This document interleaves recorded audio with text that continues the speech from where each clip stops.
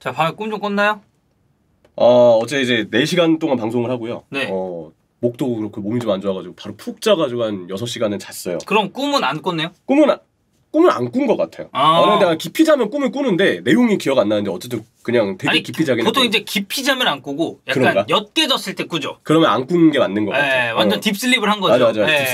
딥슬립을 하는 동안 이제 리버풀 그 판매 매각 소식. 어제 알고 있었습니다. 네. 어제 그 유로파조 추첨 끝나고 컨퍼런스 하기까지 한 30분 정도의 휴식 시간이 있었어요. 네네. 그때 휴대폰을 켰는데 뉴스가 난리가 났더라고요. 그래서 봤더니 FSG 매각이라는 얘기를 듣고 먼저 그냥 제 반응을 먼저 얘기 드릴게요. 보자마자 아주 딥한 빡침이 먼저 왔어요. 왜죠? 왜냐하면 그동안 FSG가 투자를 안 했다는 거는 모두 우리가 좀 보고 있었잖아요. 투자 안 하고 자생을 요구했고 그렇죠. 그러면서도 팬들이 원했던 건 그거였어요.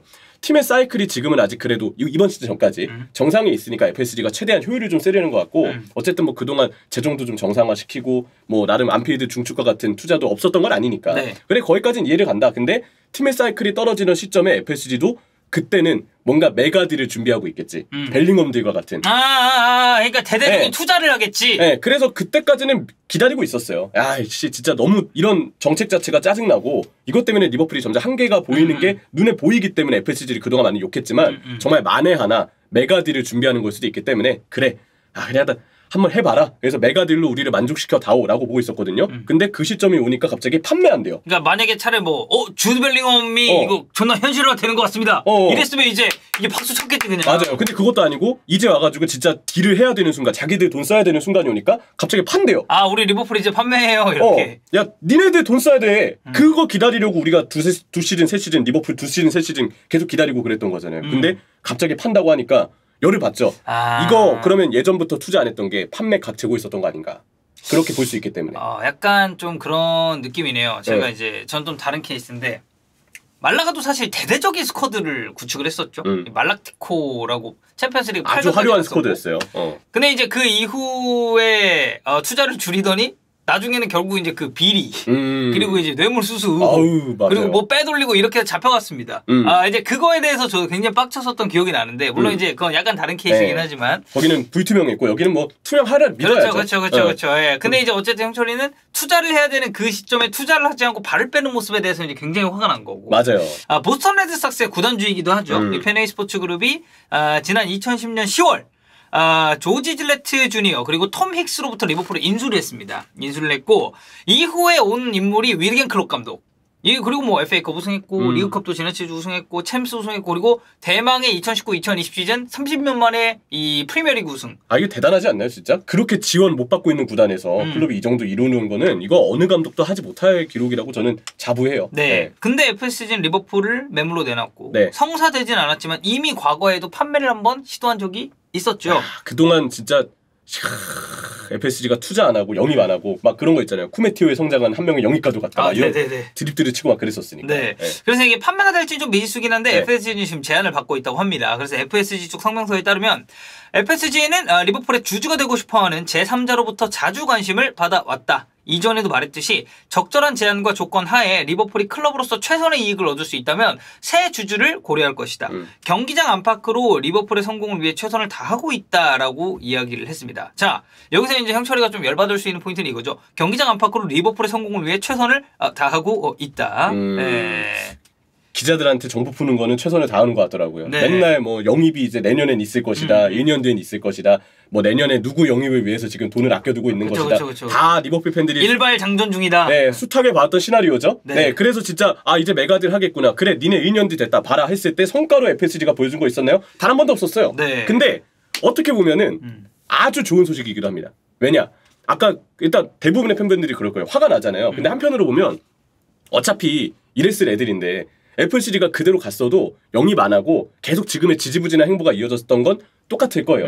흔히 얘기하는 미래가 안 보인다 했어요. 근데 차라리 그냥 일찍 털고 물론 그 타이밍이 너무 아쉽긴 하지만 그냥 털고 아주 좋은 사람한테 좋은 기업한테 간다는 전제만 깔린다면 FSG는 나가는 게 이득이다. 그러면은 리버풀 팬들 입장에서는 뭐 중간에 있었던 뭐 루이스 디아스 영입이나 이런 걸로는 이제 성에 좀 안 차는 거죠. 그 이상으로 더 많은 보강이 필요했었어요. 지금 중원 박살난 거 보면은 진짜 생각을 안 할 수가 없잖아요. 근데 네. 그 부분에 있어서 FSG의 투자도 없었고 결국에는 사실 이제 이 부분에 있어서는 클럽 감독 비판하는 여론도 좀 있었죠. 아예 없진 않았죠. 그냥 클럽 감독이 적극적이지 않았던 게 아니냐. 물론 이제 어느 정도 클럽 감독이 어떤 반응을 보였고 내부적으로 얼마나 스탠스를 취했는지에 대해서 명확하게 드러난 바는 없어요.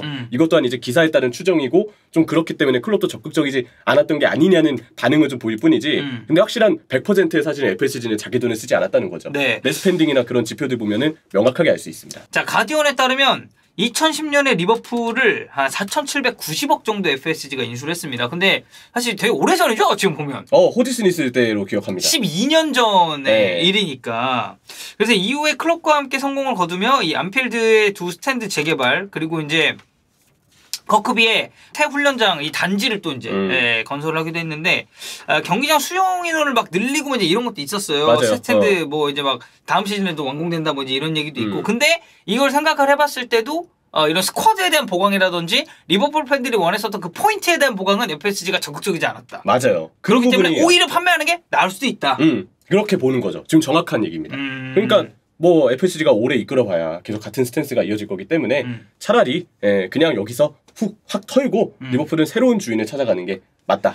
그러니까 지금 첼시의 이 느낌을 좀 보면 투자를 되게 공격적으로 하고 있거든요. 그러니까 물론 이제 영입하고 있는 선수들이나 지금 물망에 오르는 선수들 이거는 추후에 좀 더 지켜봐야 되긴 하겠지만 첼시 같은 케이스는 사실 너무 급작스럽게 변화를 한 케이스잖아요. 근데 리버풀은 내놨고 그리고 지금 시기가 어쨌든 이적 시장 시기가 아니잖아요. 맞아요. 첼시는 이적 시장 시기랑 맞물려서 이게 구단주가 바뀌고 여기서 시즌 말미이긴 했습니다만 그 이후에 이제 막 처리되는 과정에서 좀 지지부진한 건 있었는데 토드 볼리는 지금 되게 공격적으로 선수를 영입하고 싶어 합니다. 네. 근데 이제 새로운 구단주가 들어왔을 때 이 리버풀 입장에서도 기존에 왜냐면 뉴캐슬도 얼마나 많은 고통을 받았습니까? 마이크 애슐리 뭐 이런 사람들 밑에서 정말 오랫동안 고통받았죠. 네, 근데 이제 빛 좀 보고 있고 성적도 잘 나오고 있는데 리버풀 역시도 이제 그런 관점에서 봤을 때는 이거는 새로운 투자를 할 수 있는 구단주가 와야 된다. 맞아요. 이렇게 좀 생각을 하는 거잖아요. 그렇게 해서 새로운 사이클을 빨리 굴려야죠. 지금 리버풀 돈 쓸 때 많습니다. 센터백 쪽 또 뭐 센터백 쪽도 뭐 저는 개인적으로 코나테가 그래도 부상만 안 당한다면 괜찮을 거라고 보는데 일단 그건 좀 봐야 되겠고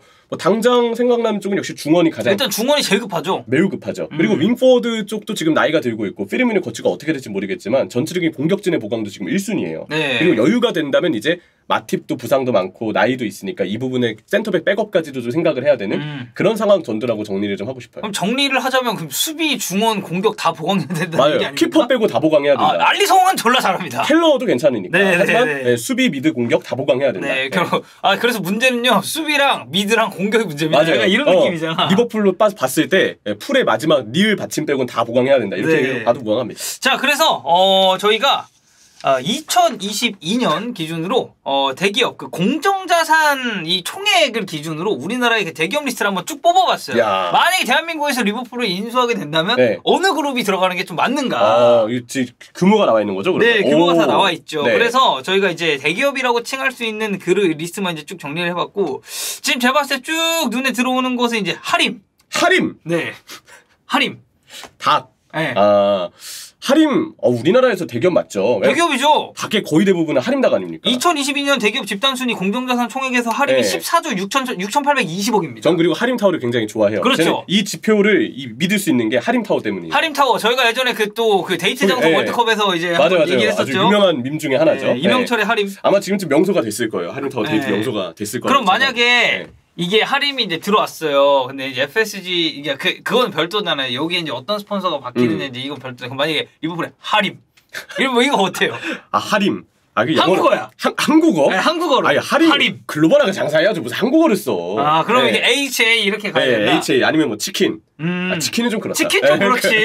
그러면 리버풀 봉황인데 치킨이라고 할 수도 있단 말이야. 그건 좀 그렇다. 그래. 자, 그리고 이제 쭉 봤을 때 이 공정자산 총액 10위 농협. 네. 농협은 저도 자주 쓰는 은행이라. 네. 농협은 근데 개인적으로 제 주관적인 생각인데 은행은 제가 알기로 스포츠 구단을 운영할 때 꽤 메리트가 있는 그 군함이라고 들었어요. 하나은행이 그 첼시 인수할 때도 그 얘기도 있었잖아요. 첼시 인수 얘기 나왔을 때 축구팀을 소유하면 그 동남아 같은 데 가서 우리가 이제 이 축구팀을 이렇게 운영하고 있습니다라고 은행에 이 지표를 전달할 때 그 어떤 금융 대상, 거래하게 되는 대상이 신뢰도를 되게 높게 준대요. 그래서 글로벌 거래를 할 때 은행이 이걸 활용하게 되면 되게 메리트가 크다고 느꼈고 농협은 하나은행만큼 글로벌하게 뭐 퍼져가는 은행인지는 뭐 사실 잘 알 수는 없지만 뭐 저희가 뭐 그분 전문가는 네, 아니니까 거기까지 다룰 건 아니니까. 네. 근데 하나은행이 그런 것처럼 농협도 같은 시나리오를 그리고 있다면 스포츠구단 운영하는 거는 저는 괜찮을 거라고 봐요. 그럼 이제 리버풀 농협 이것도 글로벌로 가야죠. NH 저 NH 이거 페이 앱도 있고 하는데 NH 영어 로고는 멋있어요. 괜찮아요. 그러면 이제 리버풀이 이제 NH가 바뀔 수도 있는. NH. 물론 여러분들 그 이제 FSG 그룹이 이제 판매를 하고 이 여기 달리는 스폰서랑은 조금 차이가 있습니다. 지금 리버풀이 여기에 뭐가 달려 있죠? 지금은 이제 스탠다드 차터드가. 그렇죠. 스탠다드 차터드가 달려 있죠. 근데 이거는 저희가 그냥 인수를 한다고 하니 이제 재미로 한번 붙여보는 거고. 재미로 하는 거죠. 근데 이거 한화 어때? 한화. 네. 한화. 아니 롯데. 롯데는 롯데를 안 할 것 같고 롯데가 뭐 파는 어떤 제품들을 할 NOTTE 이렇게 바뀌는 거 아닙니까? 롯데 빼빼로. 11월 11일 페페로 이렇게. 페페로. 네, 아니 여기 그 소매 스폰서의 페페로 여기 빼빼로. 기왕이면 아몬드 빼빼로를 부탁드립니다. 네. 그리고 이제 쭉 봤을 때 또 이제 뭐 괜찮은 기업들은 엄청 많아요. 미래에셋. 미래에셋은 뭐 정확히 제가 뭐 하는 곳인지 모르겠지만 광고는 많이 봤습니다. 로고는 멋있던데. 그렇죠. 그래서 지금 들어올 만한 기업들은 굉장히 많아요. 근데 이제 이 기업들이 사실 이제 인수전에 뛰어들진 모르죠. 근데 우리가 이제 사실 첼시 하나하나 얘기 나왔을 때 되게 팬들이 했었잖아. 맞아요. 왜냐면 그 대한민국에 있는 기업이 첼시라는 왜냐면 삼성이라는 메인 스폰서가 붙은 적은 있지만 그 구단의 소유주가 된 적은 없거든. 구단주가 된 적은 없으니까. 맞아요. 그러니까 이제 아까 얘기했던 은행의 메리트까지 포함을 해서 저는 은행은 좀 긍정적으로 보는 입장입니다. 네. 자, 그래서 저희가 이렇게 대기업 리스트 좀 보이시죠? 이제 이 정도로 약간 마지막에 좀 뇌절도 좀 해봤는데 형철이의 이런 뭐랄까요? 좀 가라앉아 있는 마음을 풀어주기 위해서라도 빨리 FSG가 지금 빠지고 새로운 좋은 기업이 들어와야 되지 않나. 저는 개인적으로 생각했던 기업이 두 개가 있어요. 어디죠? 하나는 닌텐도. 닌텐도. 마리오하고 살라하고 약간 그 광고 같이 찍는 그렇죠. 이제 CG로 입히면 되는 거니까. 반다이크랑 마팁이랑 살라랑 누네스 나와가지고 4명이서 같이 모여라 동물의 숲 하면서 닌텐도 광고 찍는 거예요. 그렇죠. 닌텐도 광고면 트와이스가 찍는 것처럼 4명이서 이제 그런 거 좀 보여주고 하는 거죠. 아니면 EA 스포츠. 그냥 EA 스포츠 아예? EA 스포츠 LAFC가 그 유튜브지 거기는? 네, 맞아요. 뭐 EA 스포츠 이렇게 로고 박히는 거네 그러면. LAFC 그리고 유튜브죠. 유튜브. 맞아. 그러다 보니까 EA 스포츠 그냥 뭐 EA 이런 거 달아놓고 왜냐면 제가 뭐 피파 시리즈는 물론이지만 예전에 니드 포 스피드도 그렇고 EA 게임들을 되게 좋아해요. 그리고 EA가 그 EA 스포츠도 있지만 EA가 있어요. EA. 그리고 EA 게임즈도 따로 있고 그래서 다 이게 분산이 돼 있잖아요. 저는 그래서 옛날 해리포터 시리즈도 되게 재밌게 했었는데 맞아요. EA는 그리고 이제 그리고 게임과 이제 축구는 또 이제 뗄래야 뗄 수 없는 관계이기도 하니까. 물론 이 기업들은 저희가 이 기업의 재정 규모가 얼마인지 지금 빚이 얼마인지를 아예 모르고 하는 얘기입니다. 모르고요. 그리고 이제 링크가 있는 것도 아닙니다. 맞아요. 저희 망상이고요. 어쨌든 FSG 나간다. 아주 축하할 일이다. 이 대기업 집단수를 참고해 주시기 바랍니다.